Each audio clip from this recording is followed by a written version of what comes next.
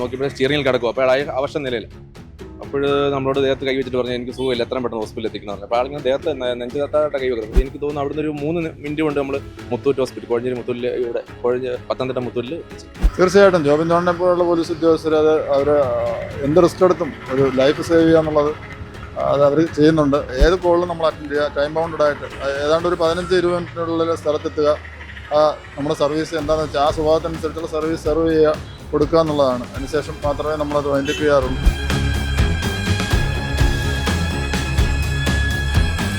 നമസ്കാരം. പോലീസിന്റെ വാഹന പരിശോധനയ്ക്കിടയിൽ അവശ നിലയിൽ വാഹനം ഓടിച്ചു വന്ന യുവാവിനെ ഞൊടിയിടയിൽ ആശുപത്രിയിൽ എത്തിച്ച് യുവാവിന്റെ രക്ഷകരായി മാറിയിരിക്കുകയാണ് പത്തനംതിട്ടയിലെ ചില പോലീസ് ഉദ്യോഗസ്ഥർ.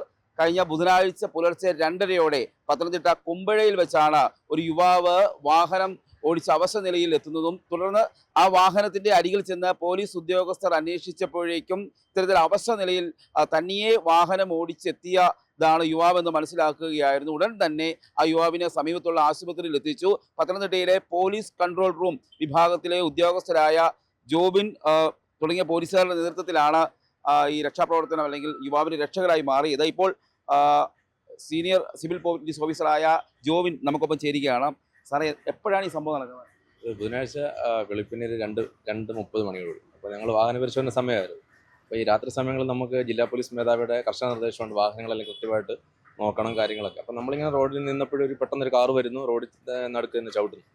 വണ്ടി ബ്രേക്ക് ഇട്ടുന്നപ്പോൾ തന്നെ നമ്മൾ പെട്ടെന്ന് ഒന്ന് ഓടിപ്പോയി നോക്കിയിട്ട് ഗ്ലാസ്സിൽ ഇങ്ങനെ തട്ടി നോക്കി. ഗ്ലാസ്സിൽ തട്ടി പെട്ടെന്ന് ഒരാൾ ഗ്ലാസ് താത്തിട്ട് നോക്കിയപ്പോൾ സ്റ്റിയറിംഗിൽ കിടക്കും. അപ്പോൾ അയാൾ അവശ നിലയിൽ. അപ്പോൾ നമ്മളോട് ദേഹത്ത് കൈ വെച്ചിട്ട് പറഞ്ഞു എനിക്ക് സുഖമില്ല, എത്രയും പെട്ടെന്ന് ഹോസ്പിറ്റലിൽ എത്തിക്കണം പറഞ്ഞു. അപ്പോൾ ആളിങ്ങനെ ദേഹത്ത് നെഞ്ചകത്തായിട്ട് കൈ വെക്കുന്നത്. നമുക്ക് എന്താ അസുഖമെന്ന് അറിയാൻ പറ്റില്ലല്ലോ.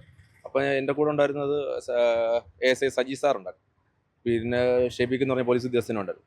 അപ്പോൾ സജി സാറിനോട് നമ്മൾ സാറേ അദ്ദേഹത്തിന് പെട്ടെന്ന് പോയി എന്താ ഹോസ്പിറ്റലിൽ എത്തിക്കുക, എമർജൻസി ആണെന്ന്. അപ്പോൾ അതേ ഓടി വന്ന് വാഹനം എടുത്തു. അദ്ദേഹം ഡ്രൈവർ സീറ്റിലായിരുന്നു. അപ്പോൾ ഡ്രൈവർ സീറ്റിൽ നമ്മൾ ഇപ്പുറത്തെ സൈഡിലൊക്കെ ആക്കിയതിന് ശേഷം എത്രയും പെട്ടെന്ന് എനിക്ക് തോന്നുന്നു അവിടുന്ന് ഒരു 3 മിനിറ്റ് കൊണ്ട് നമ്മൾ മുത്തൂറ്റ് ഹോസ്പിറ്റൽ, കോഴഞ്ചേരി മുത്തൂരിൽ, ഇവിടെ പത്തനംതിട്ട മുത്തൂരിൽ എത്തിച്ചു. അതിനുശേഷം ആൾ സേഫാന്ന് അറിഞ്ഞതിന് ശേഷമാണ് ഞങ്ങൾ മടങ്ങിയത്. അപ്പോൾ ആളുടെ പേരോ കാര്യങ്ങളൊന്നും അറിയില്ല, സോനു എന്ന് മാത്രമാണ് നമുക്കറിയുള്ളൂ. എത്രയും പെട്ടെന്ന് എമർജൻസി ആയിട്ട് കാര്യങ്ങൾ ചെയ്തു. നമ്മൾ കൃത്യം ഇങ്ങനെ ഇതുമായിട്ട് ബന്ധപ്പെട്ട് കഴിഞ്ഞ ദിവസങ്ങളിലെല്ലാം ഇങ്ങനെ ചെയ്യുന്നുണ്ട്. എമർജൻസി ആയിട്ട് എപ്പോഴും ഞങ്ങൾ 24 സമയം ടൗണിൽ കാണും. ഈ സമാനമായ രീതിയിലും ഞങ്ങൾ ഹോസ്പിറ്റലിൽ എത്തിച്ചിട്ടുണ്ട്. പിന്നെ അതുപോലെ ഞങ്ങളുടെ ഇതിനെ കൺട്രോൾ റൂമിൻ്റെ ഇതിനെ കൃത്യമായിട്ട് ജില്ലാ പോലീസ് മേധാവി ഫോളോ അപ്പ് ചെയ്യുന്നുണ്ട്. അദ്ദേഹം കൃത്യമായിട്ട് ഓരോ ദിവസങ്ങളിൽ അതിനെ വന്ന ഇവൻറ്റുകൾ ഫോളോ അപ്പ് എങ്ങനെ ഉണ്ടെന്നും അത് എത്തരത്തിലുള്ള കാര്യങ്ങളാണെന്നെല്ലാം അത് അന്വേഷിച്ച് അത് ഫോളോ അപ്പ് ചെയ്യുന്നുണ്ട്. ഞങ്ങൾക്ക് അതിനുവേണ്ടി മോട്ടിവേറ്റ് ചെയ്യുന്നുണ്ട്. ഇദ്ദേഹം ഈ മലയാളപ്പുഴയാണ് അദ്ദേഹത്തിന്റെ വീട്. അവിടെ നിന്നാണ് വാഹനം ഓടിച്ച് വരികയായിരുന്നു. വീട്ടിൽ ആരും ഇല്ലായിരുന്നു. വീട്ടിൽ അമ്മയെന്തുകൊണ്ടെന്ന് സുഹൃത്തുക്കളെ പലരെ ഫോണിൽ ബന്ധപ്പെട്ട് ആരും എടുത്തില്ല എന്നാണ് പറഞ്ഞത്. ഹോസ്പിറ്റലിൽ വന്നതിന് ശേഷമാണ് ആ സംഭവം അറിയുന്നത്. നമ്മളോട് പറയുന്നത് സാറേ ആരുമില്ല, എത്രയും പെട്ടെന്ന് എന്നെ ഹോസ്പിറ്റലിൽ എത്തിക്കുക എന്ന് മാത്രമേ പറയുന്നുള്ളൂ. തീർത്ത അവശ നിലയിലായിരുന്നു. അദ്ദേഹം നല്ല രീതിയിൽ വൊമിറ്റിങ് ചെയ്തിട്ടുണ്ടായിരുന്നു. അപ്പോൾ നമുക്കിങ്ങനെ വൊമിറ്റിങ് ചെയ്ത് വണ്ടിയിൽ മൊത്തം വൊമിറ്റിങ്, വണ്ടിയുടെ സൈഡിലെല്ലാം. അപ്പോൾ അങ്ങനെ ഒരു അവസ്ഥയെ കണ്ടപ്പോൾ ആളിനെ നമുക്ക് നല്ലൊരു ചെറുപ്പക്കാരനാണ്. അപ്പോൾ എത്രയും പെട്ടെന്ന് അദ്ദേഹത്തിനെ ഹോസ്പിറ്റലിൽ എത്തിക്കുക എന്നുള്ളതാണ് നമ്മുടെ സൈഡിലുള്ളൊരു ഓപ്ഷൻ. പിന്നെ ആരുണ്ടെന്നൊന്നും നോക്കുന്നില്ല. നമ്മൾ എത്രയും പെട്ടെന്ന് എടുക്കുക, നമ്മൾ എത്രയും പെട്ടെന്ന് റെസ്ക്യൂ ചെയ്ത് ഹോസ്പിറ്റലിൽ എത്തിക്കുക എന്നുള്ളതായിരുന്നു. ആദ്യമേ നിങ്ങൾ വിചാരിച്ചു ഒരുപക്ഷെ പോലീസിന്റെ പരിശോധന കണ്ട് വാഹനം ഒതുക്കിയതാണെന്നാണ് വിചാരിച്ചിരുന്നല്ലേ? അതെ, പെട്ടെന്നൊരു വാഹനം നല്ല അമിത വേഗതയിൽ വരിക, റോഡ് നടുക്ക് ചവിട്ടി നിർത്തുമ്പോൾ നമുക്കുണ്ടാവുന്നിരുന്നില്ലേ. അപ്പം നമ്മൾ അതിന് ധൈര്യത്തോടെ തന്നെ ഓടിപ്പോയി തന്നെ ക്ലാസ്സിൽ തട്ടുന്നു. അറിയില്ല, മനുഷ്യൻ്റെ കാര്യമല്ലേ. അപ്പോൾ തന്നെ ആൾ നല്ല ആവേശനായിരുന്നു. നമ്മൾ എത്രയും പെട്ടെന്ന് തന്നെ റെസ്ക്യൂ ചെയ്ത് കൊണ്ടെത്തിച്ചു. ഉന്നത പോലീസ് ഉദ്യോഗസ്ഥരാണെങ്കിലും താങ്കളെ വിളിച്ചിരുന്നോ? ജില്ലാ പോലീസ് മേധാവി അറിഞ്ഞിട്ടുണ്ടാവാം, വാർത്തകൾ വരുന്നതുകൊണ്ട് അറിഞ്ഞിട്ടുണ്ടാവും.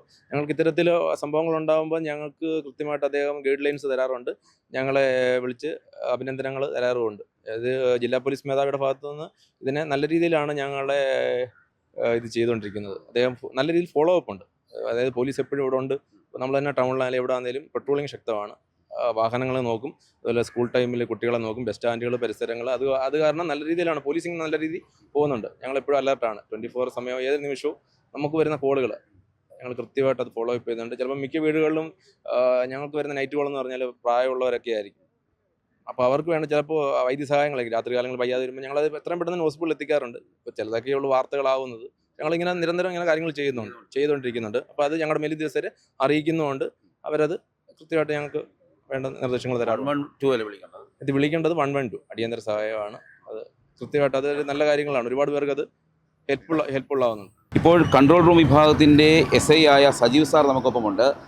സാർ, സാധാരണ നമ്മൾ ഈ പോലീസ് പട്രോളിങ് അല്ലെങ്കിൽ പരിശോധനയെ കാണുമ്പോഴത്തേന് വാഹനം ഓടിക്കുന്ന ആളുകൾ പോലീസുകാരെ സാധാരണ ശവിക്കുകയാണ് ചെയ്യുന്നത്, അല്ലെങ്കിൽ അനാവശ്യമായ വാക്കുകളൊക്കെയാണ് പറയുന്നത്. പക്ഷേ ഇങ്ങനെ ഇന്നലെ കഴിഞ്ഞ ദിവസം വെളുപ്പിനെയാണ് ഇങ്ങനെ ഒരു യുവാവിന് അവൻ്റെ ജീവൻ തന്നെ രക്ഷിക്കാൻ കഴിഞ്ഞ ഒരു സാഹചര്യം ഉണ്ടായത്. ഇതിനു മുമ്പും സമാനമായ സംഭവങ്ങൾ ഉണ്ടായിട്ടുണ്ട്. ദമ്പതികൾ സുഖമില്ലാതായപ്പോഴത്തേക്ക് ഈ ജോബിൻ്റെ നേതൃത്വത്തിലുള്ള ടീം തന്നെയാണ് അന്ന്. വേറെ 2 പോലീസ് ഉദ്യോഗസ്ഥരാണ് കൂടെ ഉണ്ടായിരുന്നത്. അവരും വളരെ യാതൊരു ലാഗും ഉണ്ടാവാതെ തന്നെ കൃത്യമായ രീതിയിൽ ഹോസ്പിറ്റലിൽ എത്തുകയും 2 ലൈഫ് സേവ് ചെയ്യാനും സാധിച്ചിട്ടുണ്ട്. ഇത് ഈ പറഞ്ഞ പോലെ 112 എമർജൻസി കോളാണ്. എവിടെ നിന്നും കോളുകൾ വരാം, ആരുടെയും സഹായാഭ്യർത്ഥന ഉണ്ടാകും. കൃത്യമായ രീതിയിൽ തന്നെ സ്റ്റിപ്പുലേറ്റഡ് ടൈമിനുള്ളിൽ സ്ഥലത്തെത്തുക, വേണ്ട സഹായം സർവീസ് കൊടുക്കുക എന്നുള്ളതാണ് 112 എമർജൻസി ഹെൽപ്പ് ലൈനിൻ്റെ ഉദ്ദേശ ലക്ഷ്യമാണ്.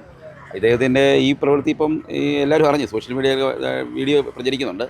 അപ്പം ഒരു അഭിമാനം തന്നെയാണ് പോലീസ്. തീർച്ചയായിട്ടും ജോബിൻ ജോണിനെ പോലുള്ള പോലീസ് ഉദ്യോഗസ്ഥർ അവർ എന്ത് റിസ്ക് എടുത്തും ഒരു ലൈഫ് സേവ് ചെയ്യുക എന്നുള്ളത് അത് അവർ ചെയ്യുന്നുണ്ട്. വളരെ അഭിമാനകരമായ രീതിയിൽ തന്നെയാണ് പ്രവർത്തനങ്ങൾ മുന്നോട്ട് പോയിക്കൊണ്ടിരിക്കുന്നത്. വളരെ അപ്രീഷ്യബിളാണ്.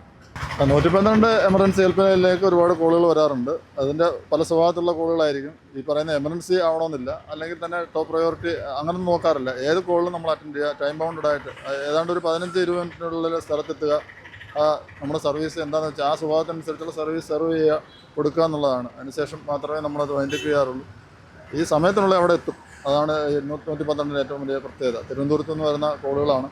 അത് നമ്മുടെ ജില്ലാ പോലീസിൻ്റെ കൺട്രോൾ റൂമിലേക്ക് വരും. അവിടെ നിന്ന് നമുക്ക് അത് നമ്മൾ നിർദ്ദേശിക്കും. നമുക്ക് മെസ്സേജ് ടാബിലേക്ക് വരാറുണ്ട്.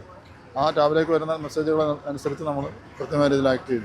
അങ്ങനെ ഏത് സമയത്തും അടിയന്തരമായ ആവശ്യമുണ്ടായാൽ പോലീസിൻ്റെ 112 എന്ന നമ്പറിൽ ബന്ധപ്പെടുക.